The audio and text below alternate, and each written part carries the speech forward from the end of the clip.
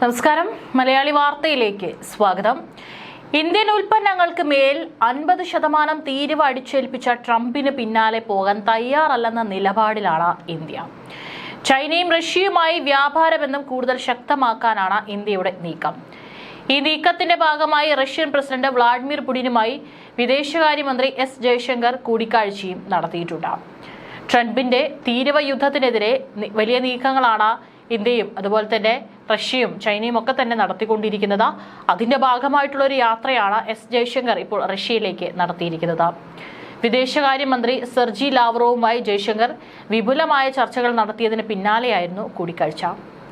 ഇരു രാജ്യങ്ങളും തമ്മിലുള്ള വ്യാപാര ബന്ധം വികസിപ്പിക്കുന്നതിനാലാണ് വിദേശകാര്യമന്ത്രിമാർ ചർച്ചയിൽ ലോക ശ്രദ്ധ കേന്ദ്രീകരിച്ചത്. രണ്ടാം ലോക മഹായുദ്ധത്തിന് ശേഷം ലോകത്തിലെ ഏറ്റവും സ്ഥിരതയുള്ള ബന്ധങ്ങളിൽ ഒന്നാണ് ഇന്ത്യയും റഷ്യയും തമ്മിലുള്ളതെന്നാണ് തങ്ങൾ വിശ്വസിക്കുന്നത്. ലാവ്റോവുമായുള്ള സംയുക്ത വാർത്താ സമ്മേളനത്തിൽ ജയശങ്കർ പറഞ്ഞു. ഭൗമരാഷ്ട്രീയ ഒത്തുചേരൽ, നേതൃത്വ ബന്ധങ്ങൾ, ജനകീയ വികാരം എന്നിവയാണ് അതിന്റെ പ്രധാന ചാലക ശക്തികളെന്നും വിദേശകാര്യമന്ത്രി കൂട്ടിച്ചേർത്തു. 3 ദിവസത്തെ റഷ്യ സന്ദർശനത്തിനെത്തിയതാണ് വിദേശകാര്യമന്ത്രി എസ് ജയശങ്കർ. സന്ദർശനത്തിൽ India Russia inter governmental commission on trade, economic, scientific, technological and cultural കോഓപ്പറേഷന്റെ 26ാമത് സെഷന്റെ സഹ അധ്യക്ഷത വഹിക്കുകയും മോസ്കോയിൽ നടന്ന ഇന്ത്യ റഷ്യ ബിസിനസ് ഫോറം യോഗത്തെ ജയശങ്കർ അഭിസംബോധന ചെയ്യുകയും ചെയ്തു. റഷ്യയിൽ നിന്ന് എണ്ണ വാങ്ങുന്നത് നിർത്താൻ ഇന്ത്യക്ക് മേൽ US സമ്മർദ്ദം നിലനിൽക്കെയാണ് കൂടിക്കാഴ്ച. ഇന്ത്യ ഉൾപ്പെടെ റഷ്യയിൽ നിന്ന് എണ്ണ വാങ്ങുന്ന രാജ്യങ്ങൾക്ക് US പ്രസിഡന്റ് ഡൊണാൾഡ് ട്രംപ് അധിക താരിഫ് പ്രഖ്യാപിച്ചിരുന്നു.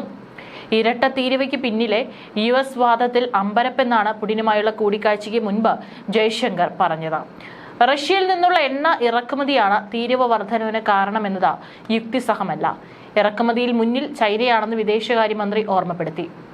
ഇന്ത്യ റഷ്യ ഉഭയകക്ഷി വ്യാപാരം തീരുവ നിയന്ത്രണ തടസ്സങ്ങൾ മറികടന്ന് സന്തുലിതവും സുസ്ഥിരവുമായ രീതിയിൽ ശക്തിപ്പെടുത്താൻ ഇരു രാജ്യങ്ങളുടെയും വിദേശകാര്യമന്ത്രിമാരുടെ കൂടിക്കാഴ്ചയിൽ ധാരണയായി.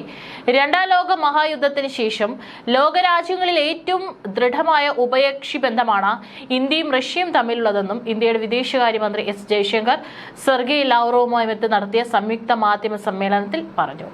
റഷ്യൻ പ്രസിഡന്റ് വ്ളാഡിമിർ പുടിനുമായും ജയശങ്കർ കൂടിക്കാഴ്ച നടത്തി. ഈ വർഷാവസാനം പുടിൻ ഇന്ത്യ സന്ദർശിക്കുന്നതിന് മുൻപുള്ള ചർച്ചകൾക്കായാണ് ജയശങ്കർ റഷ്യയിലെത്തിയത്. ഭീകരതയ്ക്കെതിരായ പോരാട്ടത്തിൽ ഇരു രാജ്യങ്ങളും സഹകരണം തുടരുമെന്നും ജയശങ്കർ പറഞ്ഞു. അതേസമയം റഷ്യയുമായി ആയുധ ഇടപാടും ശക്തിപ്പെടുത്താനാണ് ഇന്ത്യയുടെ നീക്കം. മിസൈൽ വ്യോമാക്രമണങ്ങളിൽ നിന്ന് രാജ്യത്തെ സംരക്ഷിക്കാൻ നൂതനമായ വ്യോമ പ്രതിരോധ സംവിധാനം സ്ഥാപിക്കുമെന്നും പ്രധാനമന്ത്രി നരേന്ദ്രമോദി വെളിപ്പെടുത്തിയിരുന്നു. ഇന്ത്യയുടെ അഭിമാന പദ്ധതിയിൽ പങ്കുചേരാൻ റഷ്യയും താൽപര്യം പ്രകടിപ്പിച്ചിട്ടുണ്ട്. റഷ്യയിൽ നിന്ന് നിലവിൽ ഇന്ത്യ വാങ്ങിയ S-400 വ്യോമ പ്രതിരോധ സംവിധാനത്തിന് ഇന്ത്യ നൽകിയിരിക്കുന്നത് സുദർശൻ ചക്ര എന്ന പേരാണ്. ഇതേ പേരിലുള്ള പുതിയ സംയോജിത വ്യോമ പ്രതിരോധ സംവിധാനം കൊണ്ടുവരാൻ ഒരുങ്ങുന്നത് ഇന്ത്യയുടെ വ്യോമ പ്രതിരോധ സംവിധാനത്തിന് നട്ടെല്ലായാണ് S-400 പ്രവർത്തിക്കുന്നത്. ഈ സാഹചര്യത്തിലാണ് സുദർശൻ ചക്ര പദ്ധതിയിൽ സഹകരിക്കാനുള്ള താൽപര്യം റഷ്യൻ ഉപസ്ഥാനപതി റൊമൻ ബബുഷ്കിയുടെ വാക്കുകളിലൂടെ പുറത്തുവന്നത്. ഇന്ത്യ ഉപയോഗിക്കുന്ന ആയുധങ്ങളിൽ 30% റഷ്യൻ നിർമ്മിതമാണ്. ഇന്ത്യയുമായി കൂടുതൽ സഹകരണത്തിനുള്ള സാധ്യത റഷ്യ തേടുന്നുമുണ്ട്. ഇതിന്റെ പശ്ചാത്തലത്തിലാണ് ബബുഷ്കിന്റെ പ്രസ്താവന. അതേസമയം ട്രംപ് അടിച്ചേൽപ്പിച്ച തീരുവയെ തുടർന്ന് ഇന്ത്യക്കുള്ള റഷ്യയുടെ പിന്തുണയും അദ്ദേഹം ആവർത്തിച്ചു. റഷ്യയിൽ നിന്ന് ക്രൂഡ് ഓയിൽ വാങ്ങുന്നതിന് ഇന്ത്യക്കെതിരെ അമിതമായി നികുതി ചുമത്തുന്നത് നീതീകരിക്കാനാകില്ലെന്നും അദ്ദേഹം പറഞ്ഞു. ഇന്ത്യൻ ഉൽപ്പന്നങ്ങൾക്കും US വിപണിയിൽ പ്രതിസന്ധികൾ നേരിടുന്നുണ്ടെങ്കിൽ റഷ്യൻ വിപണിയിലേക്ക് ഇന്ത്യയിൽ നിന്നുള്ള ഉൽപ്പന്നങ്ങളെ സ്വാഗതം ചെയ്യുന്നുവെന്നും ബബുഷ്കിൻ പറഞ്ഞു. ഇന്ത്യക്കെതിരായ US നികുതികൾ നീതീകരിക്കാനാകാത്തതാണ്. ബാഹ്യ സമ്മർദ്ദങ്ങൾക്ക് വഴങ്ങാതെ ഇന്ത്യ റഷ്യ ഊർജ്ജ സഹകരണം തുടർന്നും മുന്നോട്ടു പോകുമെന്നും പ്രതീക്ഷിക്കുന്നതായും റൊമാൻ പറഞ്ഞു.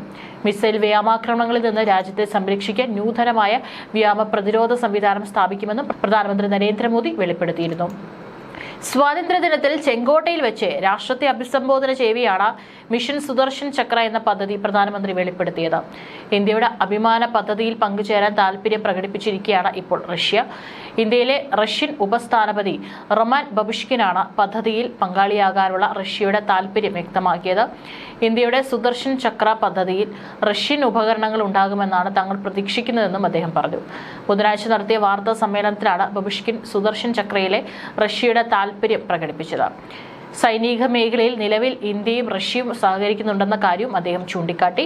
നിലവിൽ റഷ്യയിൽ നിന്ന് ഇന്ത്യ വാങ്ങിയ S-400 വ്യോമ പ്രതിരോധ സംവിധാനത്തിന് ഇന്ത്യ നൽകിയിരിക്കുന്നത് സുദർശൻ ചക്ര എന്ന പേരാണ്. ഇതേ പേരിലാണ് പുതിയ സംയോജിത വ്യോമ പ്രതിരോധ സംവിധാനം കൊണ്ടുവരാൻ ഒരുങ്ങുന്നത്. ഇന്ത്യയുടെ വ്യോമ പ്രതിരോധ സംവിധാനത്തിന്റെ നട്ടെല്ലായാണ് S-400 പ്രവർത്തിക്കുന്നത്. ഈ സാഹചര്യത്തിലാണ് സുദർശൻ ചക്ര പദ്ധതിയിൽ സഹകരിക്കാനുള്ള താൽപര്യം റഷ്യൻ ഉപസ്ഥാനപതിയുടെ വാക്കുകളിലൂടെ പുറത്തുവന്നത്. ഇന്ത്യ ഉപയോഗിക്കുന്ന ആയുധങ്ങളിൽ 30% റഷ്യൻ നിർമ്മിതിയാണ്.